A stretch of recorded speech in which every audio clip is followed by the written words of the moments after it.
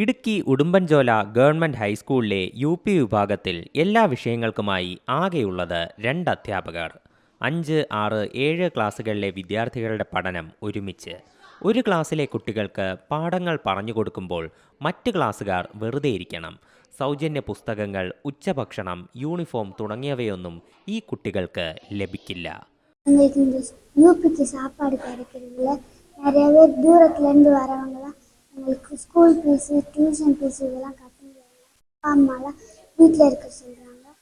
அதுக்கு பஸ்ஸு இது வருதில்லை, நமக்கு தூரத்துலேருந்து வரதுனால சாப்பாடு எதுவும் கிடைக்கிறது. തോട്ടം മേഖലയിലെ നിർധന കുടുംബങ്ങളിൽ നിന്നുള്ള കുട്ടികളാണ് ഉടുമ്പൻചോല സ്കൂളിലെ വിദ്യാർത്ഥികൾ. ഹൈസ്കൂളിനും LPക്കും അംഗീകാരമുണ്ടെങ്കിലും UP അൺഎയ്ഡഡായി PTAയുടെ നേതൃത്വത്തിലാണ് പ്രവർത്തിക്കുന്നത്.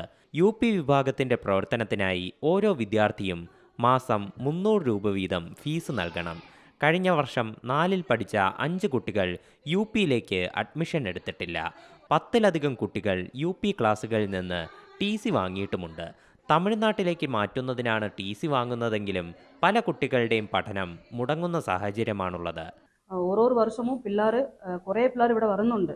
ഇപ്പോൾ മറ്റു ക്ലാസ്സിലെ ഉള്ള ഗവൺമെൻറ് കിട്ടുന്ന എല്ലാ അംഗീകാരവും ഈ പിള്ളേർക്ക് കിട്ടുന്നില്ല പറഞ്ഞ് കഴിഞ്ഞ വർഷം 60 കുട്ടികൾ ഉണ്ടായിരുന്നു. ഈ വർഷം 42 കുട്ടികളെ കാണുവാനുണ്ട്.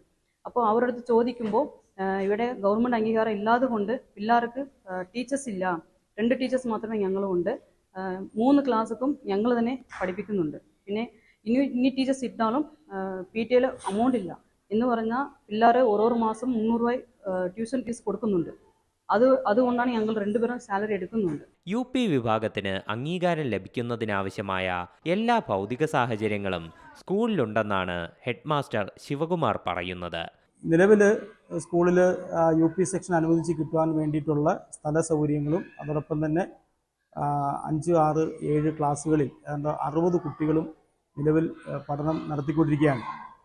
ഈ അംഗീകാരം ലഭിച്ചു കഴിഞ്ഞാൽ കൂടുതൽ കുട്ടികൾ സ്കൂളിലേക്ക് വരുവാൻ അത് സാഹചര്യം ഒരുക്കുന്ന ഒരു ഇതുണ്ടാകും.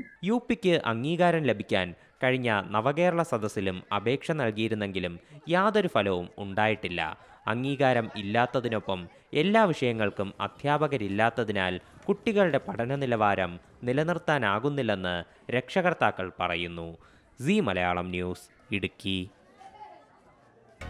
പുതിയ വാർത്തകളും വിശേഷങ്ങളും ഇനി വിരൽ തുമ്പിൽ. എല്ലാ ഡിജിറ്റൽ പ്ലാറ്റ്ഫോമുകളിലും ഇപ്പോൾ സീ മലയാളം ന്യൂസ് ലഭ്യം.